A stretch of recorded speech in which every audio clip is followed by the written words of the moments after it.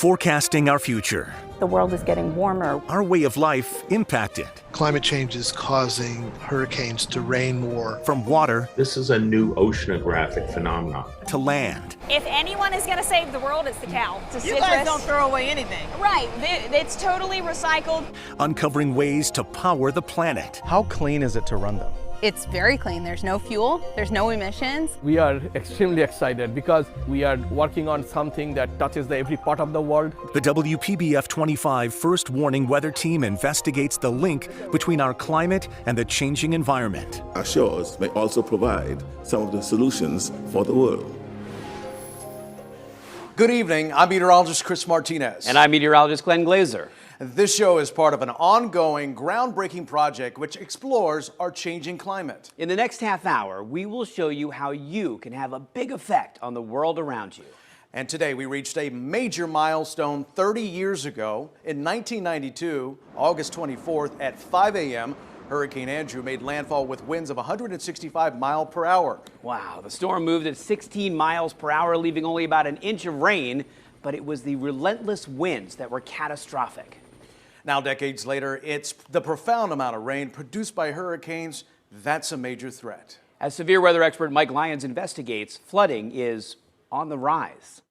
It made landfall just north of Corpus Christi, Texas, packing winds of 140 miles per hour. But Hurricane Harvey's biggest impact on South Texas would be water. 5 feet of rain fell from the slow-moving storm, flooding thousands of homes and businesses in Houston. Tropical systems are prolific rain producers, but the amount of water generated by Harvey surprised many, with some scientists speculating that global warming may have turbocharged the storm. 2 years later, it was confirmed. Climate change made the torrential rains of Hurricane Harvey much worse. Prior to Hurricane Harvey, we would have thought that precipitation in a hurricane would have increased at about 7% per degree centigrade warming. However, what we found is that for Hurricane Harvey, it was at least twice that. Our best estimate across 3 independent groups was there was a 19% increase in the precipitation. Now, the scientists faced a bigger question. Was Hurricane Harvey an isolated case, or is climate change making all tropical systems produce more rain? To find out, the group looked at the entire 2020 hurricane season, all 30 storms, all 14 hurricanes. We have recently discovered that climate change is causing hurricanes to rain more than they would have without the human interference in the climate system. Wayner says human-caused climate change made the entire season drop 5% more rain. Rainfall rates in hurricanes alone were 8% heavier. Hurricane Laura, a Cat 4 storm that devastated Louisiana, was 10% wetter than it would have been without climate change. The researchers used computer modeling and real-time observations to reach their conclusions. You think about a warming climate, you think about an atmosphere that can hold more moisture, the rainfall rates are going to be higher. They're going to be higher. You're going to get heavier rain, not just on the coast, but inland. Water is the #1 killer from a tropical system making landfall in the United States. Roughly half of all deaths are due to storm surge, with another third blamed on freshwater flooding. It's one of these things that we constantly have to be able to reevaluate our current status based on the latest risk. And I think, you look at the threat from water going into the future, that's going to grow with time. For Forecasting Our Future, I'm Mike Lyons. Flooding was deadly in 2019 for the people in the Bahamas. Hurricane Dorian sat over the Grand Bahama Islands for 2 days, barely moving and leaving almost everything underwater. Meteorologist Sandra Shaw traveled to the islands where the rebuilding is still ongoing, along with a push for a new way to protect them from another devastating storm. The Bahamas is home to more than 1,600 square miles of marine ecosystems that serve as carbon sinks, places that absorb more carbon than they release. At the same time, the islands are exceptionally vulnerable to hurricanes. For example, Dorian in 2019. Just ask survivors like Hartley Alberry. The debris, the trees, the pieces of houses, it was so much in the road, you couldn't walk, you couldn't get out. But lucky. After 100 years, we got our whammy. When it comes to changing temperatures and the cycle of things, one of the big concerns here on the Bahamas is sea level rise because they're surrounded by water like this all around. And according to local government officials, some 15% of the gross domestic product is likely to be affected in the coming 5 years, as well as 11% more of the Bahamian people. And that might be a conservative outlook. Many of the world's problems end up on our shores, but our shores may also provide some of the solutions for the world. Prime Minister Philip Davis has a plan. We intend to be the first country in the world to develop and trade blue carbon credits. That comes as good news to people like Neil Alberry, who runs the only restaurant open on Man O' War Key. There's a lot of preservation that needs to be done all the way around. We need infrastructure, yes, we need hurricane shelters, we need seawalls. The Bahamian government sees opportunity. There are estimates that the demand for carbon credits could be worth upwards of $50 billion in 2030. But this is just the potential. We need to work together to make it happen. And as islands like the Abacos continue to recover from Dorian 3 years later, those in power say time is of the essence. One well-placed storm can wipe out our economy and indeed much of our country. And once again, we are forced to think about the unthinkable. For Forecasting Our Future, I'm Sandra Shaw. Sandra, thank you. Now, while the Bahamas work on their future, FPL is working on Florida. The company wants to eliminate carbon emissions from their power plants no later than 2045. I surveyed one of the locations that's part of their goal, which is installing 30 million panels in the next 8 years. Tucked away on 400 acres in western Palm Beach County is a new clean community built to fuel yours. This solar site today can power about 15,000 FPL homes. That's the equivalent of taking 14,000 fuel cars off of the roads. This solar electric farm, operated by Florida Power and Light, is near the new development of Westlake, and it runs solely on sunshine. The goal is to reach zero emissions, and this is as close as you can get. When it comes to these solar farms, how clean is it to run them? It's very clean. There's no fuel, there's no emissions. The solar panels soak up the sun's energy throughout the day and then is sent to an inverter. This is called an inverter, and this is where the power converts from direct current or DC, like batteries in your home, to the alternating current AC, which is what feeds your power. FPL believes solar panels are one of the biggest solutions to making sure your power is strong and clean. Today we operate 50 solar energy centers that are spread out all across FPL service territory. That's really the tip of the iceberg. The team has been quite busy the last 4 years. There are 16 more plants under construction right now across the state, which are all exposed to the elements, like high winds. All of our solar facilities are designed to withstand the local building code wind loading requirements. So that's a little bit different at every location that you see around the state, but it's absolutely something that we take into account, and we feel very confident that these facilities are going to perform. And the largest solar storage center is in Manatee County. It harvests and stores solar energy to use on cloudy days. Up next, they were trying to develop liquid hydrogen, fueling the future of aviation. And it's pretty valuable when we turn it into methane. the cows being used in an innovative environmental project.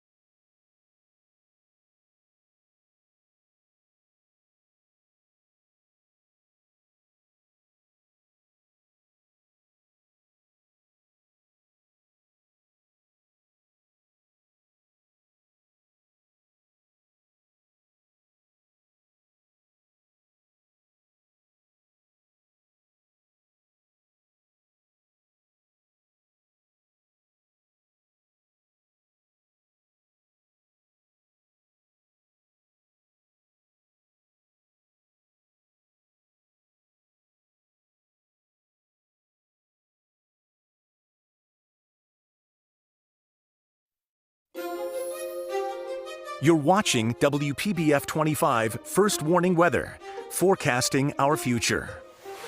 The Cold War, a fake town, liquid hydrogen, and climate change. Yeah, those are four unlikely elements that have a strange connection right here in Palm Beach County. Meteorologist Sandra Shaw explains the past and the future of fuel.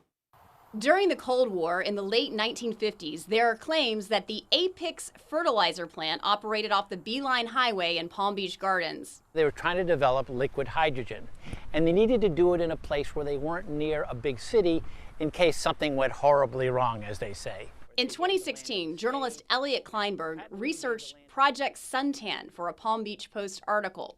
According to sources he interviewed, it involved testing liquid hydrogen to fuel a plane to spy on the Soviets. Naturally, because of the Cold War, there's no way on earth the U.S. government wanted the Russians to know that they were testing liquid hydrogen.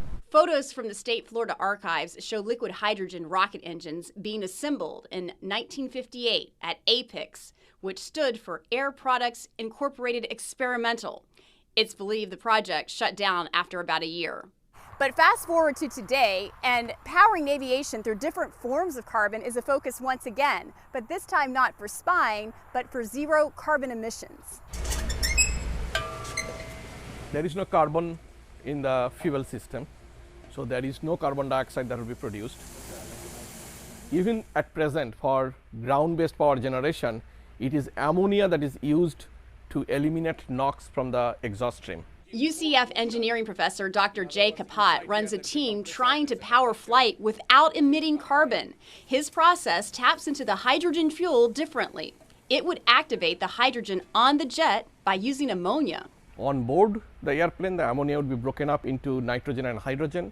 There is no carbon anywhere, and as a result, there is no carbon dioxide anywhere. Right now, global carbon emissions for aviation are up to 8%. A $10 million grant from NASA is funding the project. We think that it probably would not come in usage, in application, in a flying airplane anytime before 2040. We are extremely excited because we are working on something that touches every part of the world.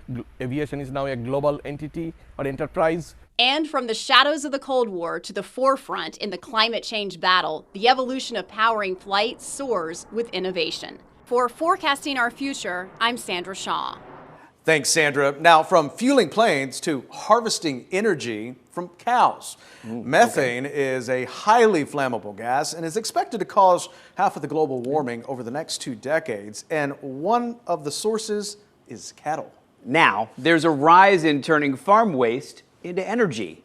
Our Angela Rozier traveled to a local dairy farm that is working toward a renewable industry. If anyone is going to save the world, it's the cow. It's cows. It's the cows, yep, for sure. In these Okeechobee cow fields, this dairy farm is working on the environment. We want to reduce our carbon footprint as much as possible. They're converting methane from cow manure into natural gas. So this is a pit here, and we basically take the manure from the farms, from the cows, and we're letting that digest, and the microbes in the manure are going to produce methane, and that's what we're really after, is harvesting that methane from the manure. Cole Verano is a University of Florida student majoring in agriculture sustainability. His father manages the farm. This over here, we have the gas methane, which is then going to be compressed and turned into a liquid so it could be pumped into the pipeline. The Larson family has partnered with Brightmark Energy, and according to its website, the gas will be delivered into the local interstate gas pipeline system. The Larson family has been in the dairy farm business for decades, and they continue to evolve when it comes to technology. And this is the next step. My great-grandfather, Red Larson, started dairy farming in the 1970s. The Larson family has been focusing on ways to save the planet long before they decided to build methane digesters. One way, using cottonseed from Georgia for feed, a byproduct that if not used could end up in a landfill. That's a piece of cottonseed, so what's in our clothes, the part that cannot be used, it's a great source of fiber to cows. I think this is another piece of citrus. You guys don't throw away anything. Right, it's totally recycled. The dairy district as a whole has committed to being carbon neutral by 2050. Farmers tell me the methane that's captured and converted into natural gas here in Okeechobee is their way to help make that happen. There'll be a total of 4 methane digesters. Each one of them will be at a dairy farm with somewhere around 2,000 cows, and each digester will have enough power eventually to power the equivalent of about 1,000 homes each. Whoa, 1,000 homes each? It's a lot of energy that they produce, so it might look like a waste product to us, but it's pretty valuable when we turn it into methane. For Forecasting Our Future, I'm Angela Rozier. Angela, thank you. Now, a ribbon cutting ceremony for the project is expected in October. From the quiet surroundings of a dairy farm to the wild outdoors of the Sunshine State, many animals have had to change their habits as the climate has changed around them. One Florida animal is classified as highly adaptable, but you may not have ever seen one up close. If you ask people which wild animals live in Florida, you'll probably hear things like alligators, snakes, and of course, iguanas. But there's a wild animal that has been in Florida just as long as iguanas, and it isn't usually top of mind. It's the coyote. To find out more about these evasive and mysterious animals, we talked to the experts at the Bush Wildlife Sanctuary in Jupiter. So in Florida alone, it's been since the 70s that they've been recorded. And then in the 90s is when we started to record coyotes in South Florida. So they've been around for a while. Is this a good climate for coyotes? It's kind of a tropical climate. Coyotes are really adaptable. And I think with them simply being here and showing that they've been here for as long as they have, the climate is just fine for them. Like many humans, coyotes are omnivorous, meaning they eat both plants and meat, which makes them essential for population control. Coyotes are really helpful in keeping the small critter population in check. So they're going to be eating those squirrels, those small foxes, little animals like that. So they are actually really helpful. And with people constantly building homes and encroaching on their natural habitat, coyotes have actually managed to expand their culinary tastes. So if we happen to leave out anything in our backyard, whether we feed our cats or dogs outside, or if you happen to leave unattended trash cans or just throw your trash bag on the sidewalk instead of putting it in a trash can, they're going to go for that too. While coyotes might be interested in your small pets left unattended outside, when it comes to us, they'd rather keep their distance. They're not necessarily dangerous towards people. We are the apex predator. We're much larger than them. But problems do start to occur when people try to interact with coyotes, even if it's just observing them. If we go up to a coyote or if a coyote's over here and we just kind of watch them and they watch us, they start to learn that it's okay to be around people. Animal experts say if you are near a coyote, make it unpleasant for them to be around you. Clap your hands, yell at them, try to scare them away. And the only reason to contact wildlife experts is if you think a coyote is sick or hurt. Otherwise, just leave them alone because they're right where they should be.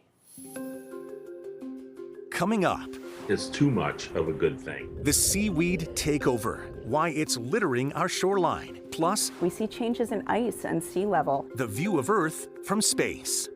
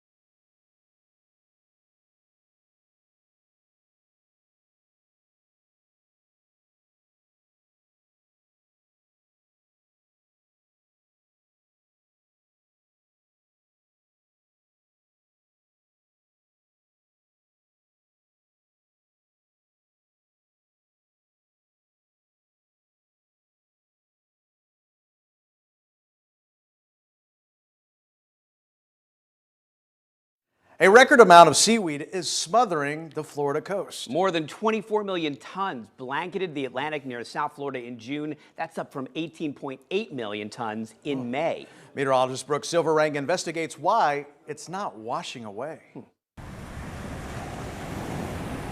It's a good thing until it's a situation where it's too much of a good thing. That's what we've been seeing since 2011. Seaweed is home to sea creatures and a food source for birds, but in the recent years, researchers have noticed more of it coming ashore. All this material, millions of cubic yards washing up on beaches, and what are you going to do with it all? And so certainly, we've always had some sargassum seaweed on our beaches. It's natural, but with such huge volumes, ways of trying to deal with it that were used before the big influx are not working very well.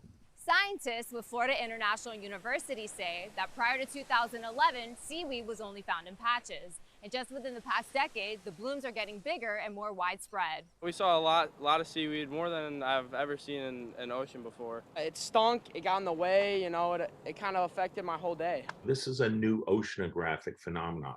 Blankets of seaweed are being transported by the Gulf Stream to the East Coast, and it ends up decomposing on our beaches. This is where the excessive amount of sargassum we're now seeing in the Caribbean and around the Gulf of Mexico and on our beaches in Florida, it's coming from this part of the tropical Atlantic Ocean. Human activities have greatly increased the nitrogen concentrations in the major rivers that flow into the Gulf of Mexico and Atlantic Basin. NASA scientists also say other contributing factors include population growth, human waste, deforestation, and fertilizer runoff. It can have a lot of heavy metals, particularly arsenic, which is potentially a health risk. I still love Florida, and I can't wait till the seaweed gets out and we get back in the water. For forecasting our future, I'm Brooke Silverang. Thank you, Brooke. NASA has been watching the ocean from space with more than 20 satellites. Teams of scientists have been analyzing the Earth for the past 50 years. Meteorologist Vanessa Venente explains how this technology is painting a new picture of our planet's climate. We see that the world is getting warmer. We see changes in growing season length. We see changes in ice and sea level. In the last 5 decades, scientists have discovered some key information. Vegetation is changing and moving further north. Areas of desert and drylands are becoming more frequently exposed to drought effects. Right now, firefighters, forest managers, and farmers are using the data to manage drought conditions. And in Florida, it's the opposite. They're using it for hurricanes. We know that rising sea levels, which have to do with ice and both water getting warmer and expanding, that makes landfalling hurricanes and storms more deadly and more costly. Without satellites, we wouldn't be able to monitor the ocean surface, which helps improve weather forecasting. The Landsat record really is fundamental to our ability to track, plan, manage, and anticipate a more challenging set of conditions in the coming decades. For forecasting our future, I'm Vanessa Venente. NASA will be launching additional satellites to look into other weather patterns. You're watching Forecasting Our Future.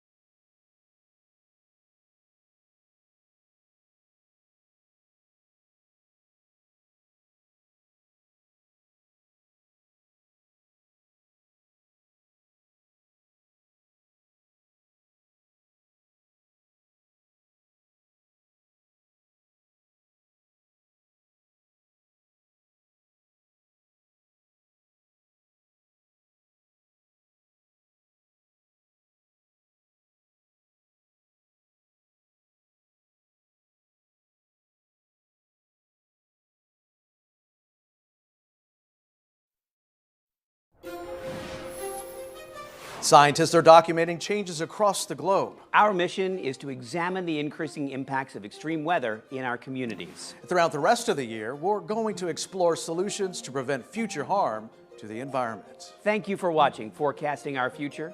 Good night.